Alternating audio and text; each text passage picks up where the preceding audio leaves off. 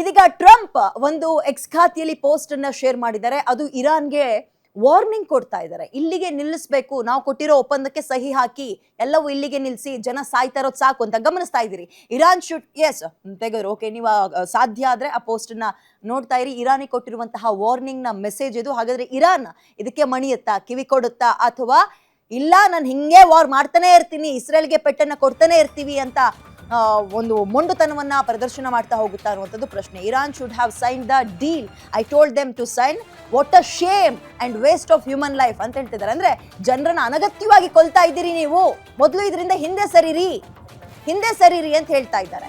Iran cannot have a nuclear weapon, ಅವ್ರು ಇಟ್ಕೊಳ್ಳೋ ಹಾಗೆ ಇಲ್ಲ, ಅದು ಅಂತಹ ಒಪ್ಪಂದಕ್ಕೆಲ್ಲ ಸೈನ್ ಹಾಕ್ಬಿಟ್ಟಿದ್ದಾರೆ.